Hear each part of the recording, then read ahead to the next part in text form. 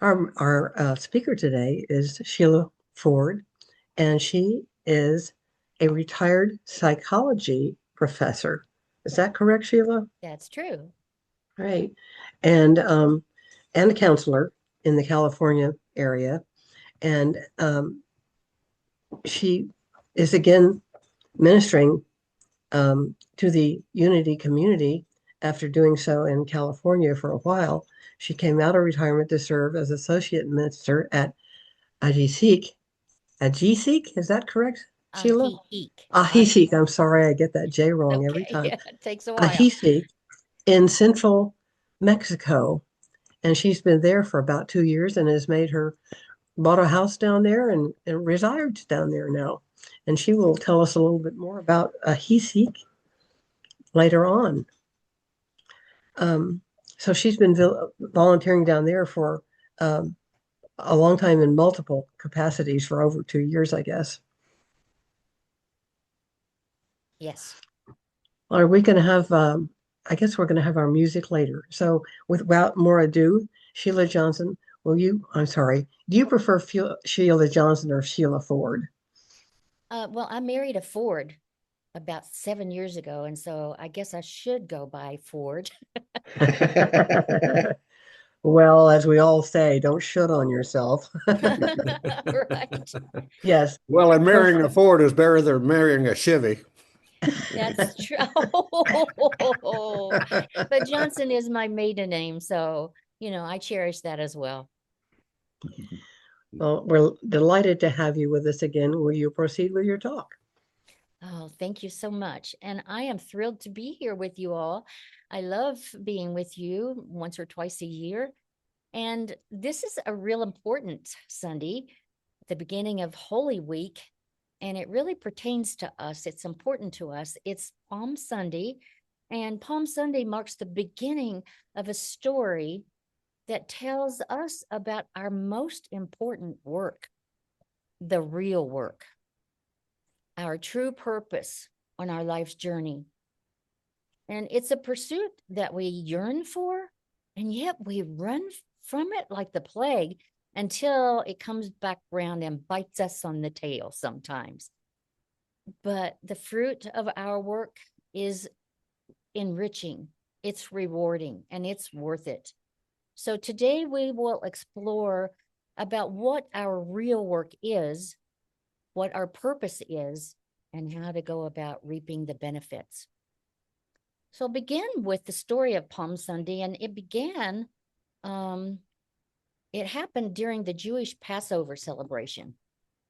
And that's when the Jewish community, I'm trying to find my mouse here, the Jewish community came together, and many of them traveled to their homes and to areas where great celebration was taking place, full of pilgrims.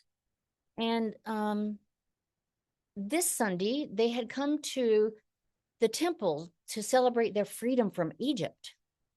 And the Romans were in charge at that time. They were ruling the lands. So for the Jews to come together to celebrate having triumphed over Egypt was a big deal. And they wanted to be sure that the sense of triumph would continue to inspire them to overthrow the Romans.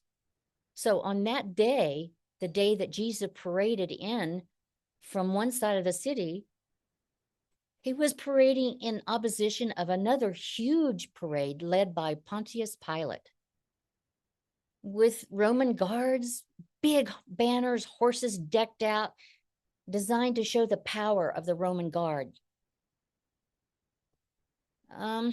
So the parade that Jesus held, the coming into Jerusalem as he did, was meant to be completely the opposite. Whereas the Romans came in to show their power and their might, their force, their guards, their weapons, Jesus came in from the other side of town showing none of that. So that morning, he told two of his disciples to go into town. And I'm sure you've heard this story many times, but today I'm hoping to put a little different twist on it. So I'm asking if you will lay aside what you've heard and see what comes to you about what I have to say about this story. So he urged two of his disciples to go into town to find a place where there's a donkey and a colt. And he said, bring them to me. And if anybody asks, tell them the Lord needs them and bring them to me. An important part of the story, this is because in theological circles, there are a lot of questions about this colt and this donkey. In the book of Matthew, it says that a cloak was thrown over both of them. And this Palm Sunday story appears in all four Gospels, and that's unusual. A lot of stories appear in one or the other. Even the stories of Christ's birth appeared very differently in each Gospel. But this story appears in all four Gospels with very few parts of it that are different. So we pay attention. This is one part that is different in the book of Matthew, though. He's specific about it being a donkey and a colt. So how come both? How would you ride both, and why would you ride both? So consider the possibility that this is not like a colt that as we think of a colt. This is a baby donkey. This small donkey that was ridden by Jesus was a mother, and she was still nursing her young. Jesus came in on a donkey with a colt next to him, which is as opposite as you could possibly get from the Roman guard coming in on their big fancy steeds, giant armor, all of their regalia. And this is a very humble way to enter. So he entered to a parade of people who were waving palm branches, because at that time, palm branches meant victory. People took off their cloaks, their garments, and laid them on the ground. So why would you take off your garment and throw it on the ground so that it could be walked on by a donkey? Well, they were not just taking off any garment. They were taking off their Jewish prayer shawls. This was something very precious to them. Again, in opposition to what was happened with the Roman guard. The Roman guard would have parades for the gods, and they would put expensive fabric, fine fabric, on the road so that their processions of Romans could cross on that very expensive fabric. Very different from the Jewish prayer shawls. So for the Jews at that time, to lay their prayer shawls on the path before Jesus walking in was a big statement about welcoming the God that they saw him to be, welcoming the new king, welcoming the military victor. It speaks to the symbology of the time, and again to the opposition of what was happening with the Roman guard. So when Jesus came in, they were shouting Hosanna, which Aramaic means to rescue, to save. And it's used a lot in the story of the Messiah, someone who would come and save the people. And it also speaks to where the people were at that time, desperate to be saved, for someone to come in who had an answer to the Roman guards, who could bring them out of this place of persecution. And Jesus came in very humbly and rode through the crowds, and they were yelling at him to save them. And these, ironically, were the same people who later on in that day would ask that he be crucified. So why the change? So the crowd, they followed Jesus to the temple, but they became frightened by what he did next. In the temple leaders had made an alliance with the Roman guards, and they were making money by selling sacrificial animals that could be used to sacrifice to the Roman gods, allowing trade to go on in this sacred, holy place. So I invite you to think about what you might have felt like if you had walked into one of your sacred spaces that you've known throughout the years, spiritual centers maybe, and you walked in and there were animals all about. And people trying to sell these animals for sacrifice. In your sacred space, what would it feel like to you to walk in and see that? So Jesus grabbed what he could find, made a whip, ran the animals out of the temple, and he said, "This is a place of prayer. You have made it a den of thieves." He overturned tables. He ran everyone out. And the Jews then became afraid because their king had turned against their temple. Their king had turned against their temple. He was not fighting the Roman guard on the other side of town. He had gone into their temple to say what was happening there was wrong. Now they were afraid because they could see that this person was angry, rebellious, Jesus the rebel. He might turn the guards against them. The place they had felt the safest was no longer safe. Now, the really important thing in this whole story is when we think about our own personal transformation. So what Charles and Myrtle Fillmore did was brilliant. Co-founders of Unity, I'm sure you all know. And people in the New Thought movement as well took these kinds of stories and reinterpreted them as though they were allegorical. So as I'm sure you all know, an allegory is a story told with a deeper meaning. So Unity and New Thought says, okay, but what is the deeper meaning? Let's figure out where we are in the story and what the different symbols represent. So beginning where Jesus is coming into town in the most sacred way, quietly on a donkey with a small colt next to him, a little baby donkey next to him. People are yelling at him that Jesus is coming into town. People are yelling that Jesus is coming into town. That is you on this life journey. You are the holy idea in the mind of God. And Jesus represents the beginning of your journey, coming to this journey very quietly. The donkey is seen as a representation of peace.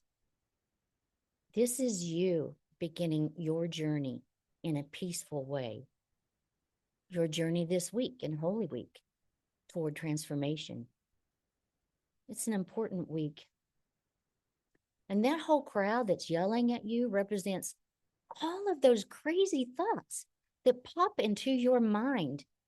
They interrupt your peace. You gotta save me. We have to do something. You can't sit around and just be peaceful all day. We're in the middle of something big and you have to do something. Now you are the savior.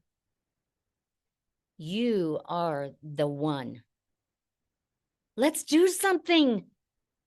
So what do we need to do? We need to drive out all of those crazy thoughts in our head. Continue to ride forward in a peaceful way.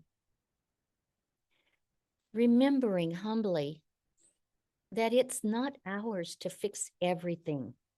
Did you hear me say that again? Remembering humbly that it is not ours to fix everything. It's ours to faithfully walk this path toward Jerusalem, toward this place that's now a place of celebration and of conflict and of tumultuous activity in our minds. And on Palm Sunday, it was a place yet where a power was the struggle, as it is in our minds. Power over the different thoughts. Which one's going to win? So, as you're moving in and you are considering who and what you really are, where everyone is waving palms, there actually is something victorious happening for you. You are moving in a victorious way. I invite you in the end of this story to be moving toward that place, that next place in life where you are transformed. And then know who you really are and what you really are. So we go into this temple, that space in our mind where things are not exactly as they're supposed to be. We need to do some chasing out. So this week, you're going to have an opportunity to reflect on what thoughts are playing in your mind. What ideas live there that don't serve you? They may have in a roundabout way at one time, but no longer. We think about not giving them the power that we once gave them because it's no longer serving us to do that. We take back our power. This week, you're going to have an opportunity to release some of those things. And you may have to work at chasing them out of your head to be able to come to a different place, to return to your real self, to the sacred temple that you are. To bring yourself to a holy place again. I just want to invite you to think about this journey you're on. As you go through all the things that you know about the stories that surround Easter this week, think about when Jesus went through this. And you know, in New Thought, we're taught that Jesus is God. And so if this is so, why didn't he just stop everything? Why did none of this just stop? And it's a question we have to ask ourselves. And I think probably many of you have asked yourself that. If we are God expressing in this three-dimensional world, we are the hands and the feet and the heart, then why can't we just push all of the bad thoughts, the muck, out of us and just be who we really are? Why is it so hard to do that? Why can't we do that? Okay, well, this story, as you remember, starts out as a story of provocation. The Roman guards are coming in to provoke. They're coming in one way, and Jesus is coming in as opposite as he possibly could on the other side to provoke them. How many times have you felt inside of yourself those two parts of yourself? The part that says, I got to be strong and powerful and make the world a different, better place. I have to be in control, which is what the Romans represent. Anybody relating to that? Admit it. And how many times have you thought to yourself, if I could just surrender into my softest place, if I could just be in my heart,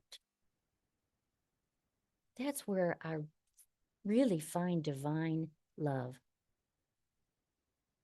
Jesus cannot be represented as fighting force against force because that doesn't work in our soul. We don't come to our holy heart by fighting. We come to our holy heart by surrendering into sacred love, into deep and powerful love. And you're going to see as we go through the story this week, it shows us over and over. This story shows us over and over Jesus choosing love over battle, over and over and over and over. We are told that to become our most divine self, we have to step into the softness of who we really are. And then when we do, that softness takes us to a greater power than we can even imagine. We rise up from our battles, our need to control, into a surrender that takes us to the heart of the holy. And then that is the light that shines forth from us. So this is a powerful week. And I'd like to invite you to take time this week to notice where you are battling yourself. And each time you want to be tough and take control of the world, and you will, each time you want to be in control, I'd like to invite you to step back a minute and ask yourself first, is control even possible? Is it real? Or is it just what you're telling yourself? Because during times like what we're in right now, you know what I'm talking about. Real control, a lot of control is not possible. We can't necessarily control what's happening, right? There are things we can do, but we can't necessarily control what's happening. So how can we step back out of control and into such great love, such great power, that we find the truth of our own divine hearts? So that's what we explore this week. I hope you will join me in my invitation to do that. I won't be with you physically, but our hearts will be connected. And that's what we are all about. And I'd like to take this into meditation. So I invite you to go quiet, go to that soft place in your heart. Close your eyes if you feel comfortable, whatever's comfortable for you. Just breathe and relax. Relax. Let go. Breathe. Relax. Breathe. Let go. Settle into this sacred moment in your heart, into the depths of your very being, into that holy, sacred place of the Most High that is yours and yours alone. No one else can enter there. It's safe. Knowing that nothing that needs doing right now. Give yourself this sacred moment in this holy time to be still and at peace.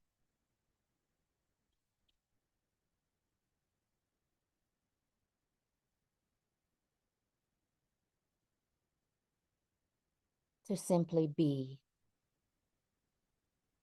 and allow. Relax. Breathe. Let go. And open to receive.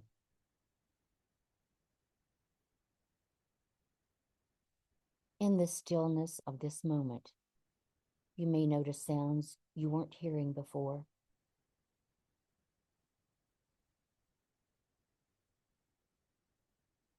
You may feel yourself in a different place from the inside out.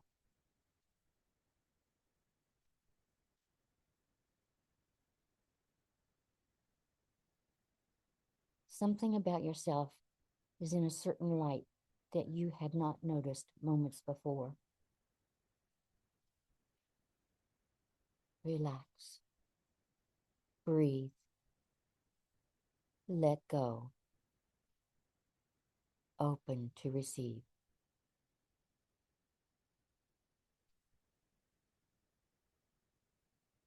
That holiness you are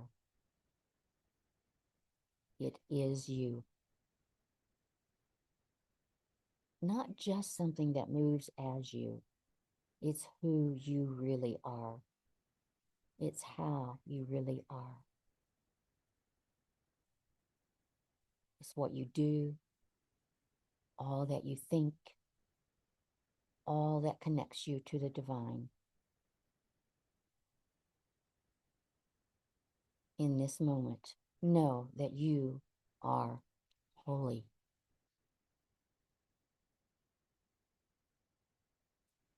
That the journey we take this week invites us to transform, invite you to transform.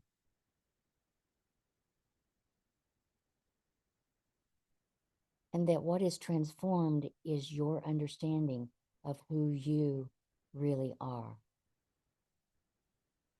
One with the divine.